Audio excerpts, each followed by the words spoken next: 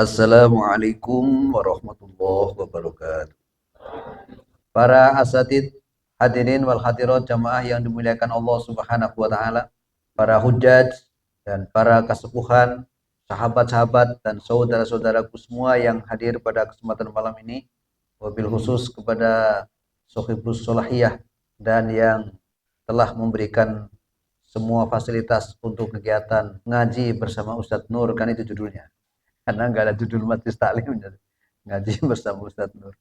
Alhamdulillah, kita panjatkan puji dan syukur kehadirat Allah Subhanahu wa taala atas segala limpahan karunia, rahmat serta hidayahnya kepada kita semua, sehingga pada malam ini kita masih bisa hadir dalam kajian Islam. Sudah lewat sebulan yang lalu.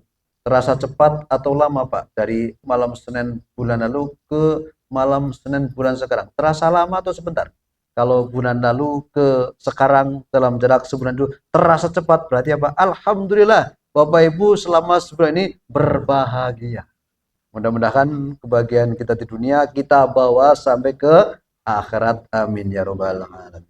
Salawat dan salam tidak lupa kita sampaikan kepada Nabi wa Rasulana Muhammad sallallahu alaihi wasallam, para keluarganya, para sahabatnya. Mudah-mudahan kita selaku umatnya yaumil akhir nanti mendapatkan syafaatnya. Amin ya rabbal alamin. Pekan lalu masih ingat materinya apa? Aqimis sholat liduluki syamsi ila ghasaqil lail.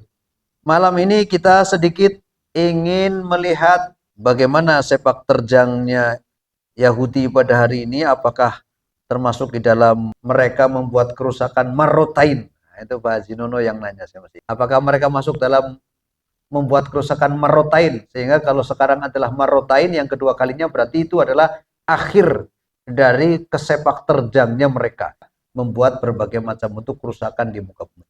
Kita coba sedikit melihat sisi keprihatinan kita ya terhadap nasib saudara-saudara kita di Palestina di sana ya, di Gaza dan lain sebagainya. Kan kita juga kaitkan dengan apa yang Rasulullah Muhammad SAW juga alami. Jadi kalau hari ini banyak saudara-saudara kita mendapatkan perlakuan menyakitkan dari bangsa Yahudi, maka dulu Nabi Muhammad SAW saja itu merasakan hal yang sama. Allah Subhanahu wa taala mengabadikan bagaimana perlakuan mereka. Salah satunya adalah minal Yahudi, orang-orang Yahudi, dan yang kedua adalah alladzina asyraku, orang-orang musyrik. Jadi pada masa Nabi, Rasulullah menghadapi dua perlawanan yang sangat sengit. Yang pertama dari Yahudi, yang kedua dari orang-orang musyrik. Hari ini para hadirin, Yahudi masih ada, orang musyrik masih ada. Hari ini Yahudiyun masih ada. Hari ini Zionis masih ada. Hari ini Israel masih ada. Pendukung-pendukungnya masih banyak. Hari ini orang musyrik juga masih ada. Pendukungnya orang musyrik masih banyak juga. Artinya apa? Umat Islam itu dalam sepanjang hidupnya itu akan selalu mendapatkan ancaman dari mereka. Ya buktinya dulu ada Yahudi, sekarang ada. Dulu ada musyrikin Mekah, sekarang musyrik di mana-mana ada juga. Artinya apa? Memang sudah qadarullah. Kita hidup sebagai mukmin, kita hidup sebagai muslim, kita hidup sebagai orang-orang yang beriman kepada Allah Subhanahu wa taala. Di luar sana itu orang-orang banyak mengincar kita. Takut, Bu? Gak perlu takut. Karena kalau kita takut, mereka semakin tambah berani. Tapi kalau kitanya berani, merekanya takut. Kalau di sana ada keberanian, berarti di sini ada ketakutan. Kalau di sini ada keberanian, di sana ada ketakutan. Nah sekarang tinggal berani takutnya bergeser ke timbangan mana. Kira-kira kalau hari ini bobot takut itu sedang ke siapa nih? Kalau bobot takutnya sekarang menimpa orang Islam, berarti bobot beraninya ada pada mereka. Sebaliknya, kalau bobot takutnya ada pada mereka, berarti bobot beraninya ada pada kita. Nah, kira-kira para hadirin, hari ini itu bobotnya sedang kemana keberanian dan kemana ketakutan? Kira-kira kemana? Rasulullah pernah memprediksi. Kalau prediksinya Kanjeng Nabi itu wahyu. Kalau prediksinya kita ngelamun. Rasulullah pernah menyatakan, yusiku antada'a alaikum. Hampir-hampir nanti akan terjadi pada umat Islam kal akillah, seperti hidangan. Umat Islam itu seperti hidangan. Tahu Pak ya, Bu, hidangan? Orang-orang yang akan menyantapnya sudah berkumpul di sekitarnya. siap untuk menghabiskan itu yang namanya hidangan. Hidangannya kaum muslimin yang akan menghabiskannya orang-orang kafir. Itu pernah digambarkan Rasulullah Muhammad SAW 15 abad yang lalu. Dan hari ini sedang terjadi. Berapa jumlah umat Islam hari ini? Tapi di YouTube sudah ada itu, ya, hitungan kalau kita buka sampai tahun 2050 nanti umat Islam akan menjadi umat terbanyak di dunia. Grafiknya naik terus. Ada salah seorang sahabat yang bertanya kepada Nabi ketika Nabi menggambarkan umat Islam itu dalam kondisi seperti hidangan yang siap untuk dinikmati, dihabiskan oleh musuh-musuhnya. Maka salah seorang sahabat bertanya, "Ya Rasul, apakah hari itu umat Islam jumlahnya sedikit?" Itu pertanyaannya. Karena kan oh, pasti kalau kalah itu pasti jumlahnya sedikit ya. Kalau dikerubuti itu pasti jumlahnya sedikit gitu. Apa kata Nabi? La, tidak. Bahkan jumlah kaum muslimin hari itu besar, jumlahnya banyak. Bal antum katsirun. Jumlah kalian banyak. Tapi kata Nabi, jumlah yang banyak itu seperti buih di atas lautan. Buih di atas lautan itu kemanapun sebesar apapun itu, angin ke utara dia ikut ke utara, angin ke selatan dia ikut. Tidak punya pendirian, namanya buih di lautan. Itu Kanjeng Nabi menggambarkan umat Islam itu nanti akan seperti itu, akan ada saatnya seperti itu. Kalau sekarang kira-kira cocok dengan apa yang digambarkan Nabi. Lalu Nabi menjelaskan, tetapi umat Islam yang banyak seperti buih di lautan itu oleh Allah Subhanahu wa taala telah dibalik keadaannya. Orang-orang kafir saat itu telah dicabut oleh Allah rasa takutnya kepada kaum muslimin. Tadinya mereka takut kepada kaum muslimin, sekarang rasa takutnya diambil oleh Allah Subhanahu wa taala. Bisa nggak Allah mengambil rasa takutnya? Bisa, karena yang mendindingi kita dengan hati kita itu Allah Subhanahu wa taala. Jadi Allah Subhanahu wa taala sangat bisa membuat hati kita berani, membuat perasaan kita itu sangat. Kenapa? Yang mendindingi antara kita dengan hati kita Allah Subhanahu wa taala. Wa'lamu annallaha yahulu bainal mar'i wa qalbihi. Surat Al-Anfal 24. Ketahuilah bahwasanya Allah lah yang mendindingi antara manusia dengan hatinya. Makanya kita nggak bisa mikir-mikir supaya bisa memberikan hidayah pada orang tuh nggak bisa. Kalau Allah tidak membukakan hatinya. Kenapa? Yang mendindingi hati kita itu ya Allah Subhanahu wa taala. Tapi saat itu kata Nabi, rasa takut pada orang kafir telah dicabut oleh Allah Subhanahu wa taala. Enggak takut lagi. Dengar kata muslim, enggak takut. Dengan kata Muhammad tidak takut lagi. Dengan kata jihad pun mereka enggak takut lagi. Hampir-hampir tidak ada lagi dari yang dimiliki umat Islam yang mereka takuti, tidak ada hari ini. Sebaliknya, pada diri umat Islam telah terjangkit yang namanya penyakit wahan. Maka kalau penyakit wahan sudah terjangkit pada umat Islam, pasti mereka akan merasakan takut terhadap dunia ini. Takut tidak kebagian harta dunia sekarang. Takut tidak menikmati harta dunia yang ada. Takut. Kalau sudah takut seperti ini, apa yang kemudian akan dia lakukan? Itu sudah tidak lagi mampu menggunakan akal sehatnya. Nah sekarang kalau kita bicara tentang bagaimana perlakuan Yahudi wan Nasoro wal musyrikin pada masa Nabi, lalu nanti kita ambil ibrohnya untuk sekarang. Nah itu Allah abadikan dalam surat Al-Ma'idah ayat 82 dan 83.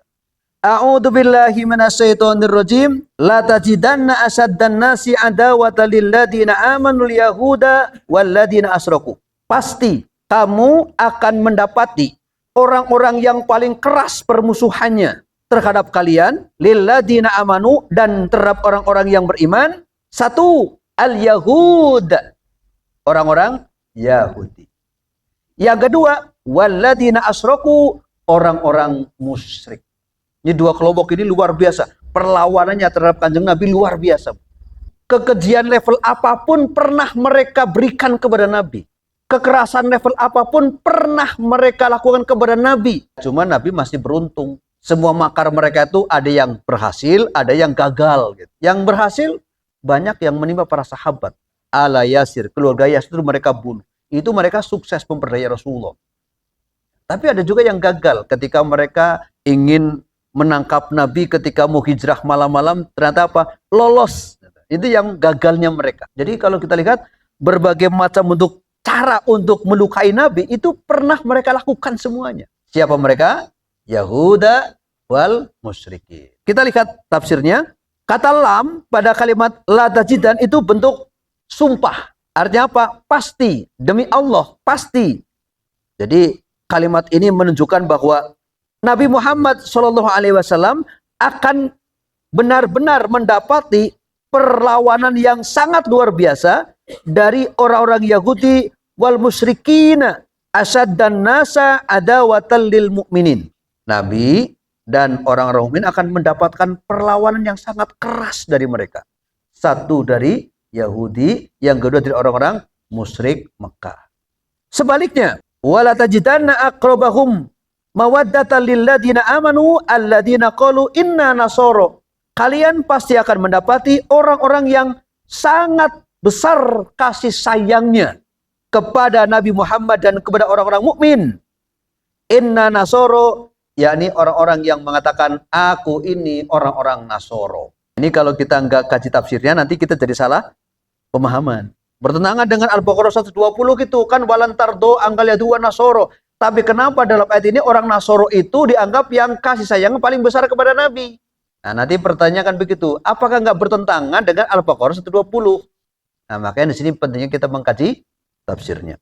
Ayat ini ketika menyatakan inna Nasoro nuzilat fin Najasyi. Ayat ini turun berkaitan dengan Najasyi. An-Najasyi adalah seorang raja dari Habasah atau dari Ethiopia. Dulu Rasulullah Muhammad SAW dalam rangka himayatuddin, dalam rangka menjaga agama para sahabat, maka apa? Rasul menghijrahkan 15 orang sahabat Nabi ke Habasah. Jadi Ethiopia, Bu, hideng-hideng oge itu berjasa pada Islam. Afrika, Ethiopia, Habasah itu meskipun bangsanya seperti itu punya jasa terhadap kaum muslimin. Ketika apa? Nabi mengutus 15 orang yang dipimpin oleh paman Nabi SAW, diterima oleh Najasyi di sana. Dalam sebuah riwayat ada yang mengatakan utusan Najasyi datang kepada Rasulullah. Ya, itu khilafiyah lah dalam masalah riwayat hadis. Tetapi yang paling kuat adalah ketika utusan Kanjeng Nabi yang 15 orang itu diterima oleh Najasyi. Bahkan ketika dibacakan surat Maryam, karena Najasyinya bertanya ini. Ya, mereka bertanya tentang bagaimana Nabi Muhammad? Begini. Apa yang dibawa Nabi Muhammad? Begini. Bagaimana pendapat mereka tentang Isa bin Maryam? Disampaikan, dibacakan surat Maryam oleh Ja'far bin Abdul Muthalib itu. Ternyata setelah mendengar surat Maryam dibaca itu, Najasyi mengatakan bahwa sesungguhnya perbedaan mereka dengan kita hanya sebatas tongkat garis ini saja. Artinya apa? Hampir nggak ada bedanya. Nah, disitulah kemudian apa? Najasyi diriwayatkan masuk Islam.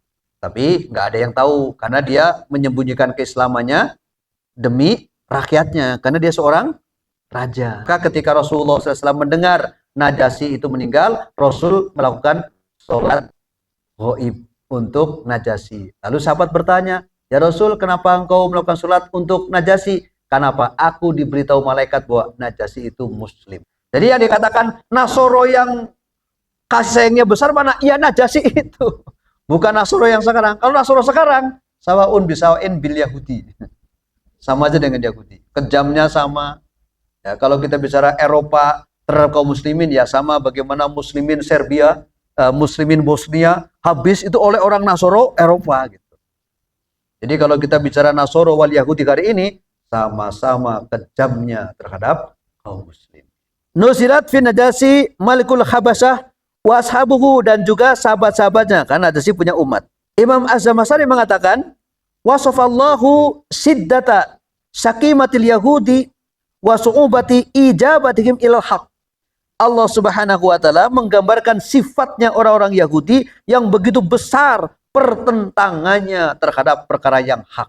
Makanya kita harus sering doa minta sama Allah, Allahumma arinal haqqo haqqo warzuqna tiba'ah. Ya Allah, tunjukkan kepada kami bahwa yang hak itu hak, warzuqna. Rezeki itu enggak hanya uang, rezeki itu enggak hanya harta, tapi apa? Bisa menerima kebenaran itu rezeki. Karena doanya warzuqna. Berilah kami rezeki, apa itu? Bisa mengikuti kebenaran itu. Jadi kalau Bapak Ibu disampaikan kebenaran, terus kemudian gampang mengikuti kebenaran itu, berarti apa? Allah berikan rizki. Kemudian kita juga minta sama Allah, tunjukkan bahwa yang batil itu batil. Warzukna tinabah. Dan berikan rizki kepada kami agar bisa menjauhinya. Walayina arimatan nasoro.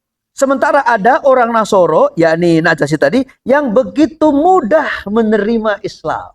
Rahasia Allah. Bagaimana Allah memudahkan membuka hatinya Najasyi. Bagaimana Allah menyulitkan membuka hatinya Yahudi wal musyrikin. Pengetahuan kita tentang ayat ini, itu semakin memahamkan kepada diri kita bahwa memang hidup kita itu disekelilingi oleh tadi orang-orang yang susah menerima kebenaran, orang-orang yang susah untuk menerima yang hak. Dan kita akan banyak bertemu dengan orang-orang seperti itu. Nah, makanya kalau kita paham, ya wajar. Karena emang urusan hati itu hanya Allah Subhanahu wa Ta'ala yang menggenggamnya. Makanya doanya apa Bapak Ibu? Ya muqallibal qulub, tsabbit qalbi. Emang yang membolak-balikan hati itu memang Allah yang menggenggam hati kita itu.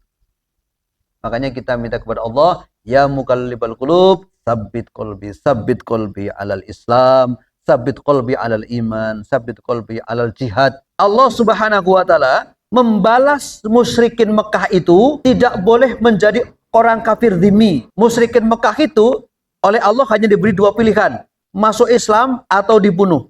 Ayatnya jelas, faqtulul musyrikina haitsu wajadtumuhum. Perangilah orang-orang musyrik, bunuhlah orang-orang musyrik haitsu wajadtumuhum, dimanapun kau temukan. Jadi begitu bulan haram selesai itu, bulan Rajab selesai, Dzulqa'dah, Dzulhijjah, Muharram selesai, Allah perintahkan kepada kaum muslimin, cari itu yang namanya musyrikin Mekah.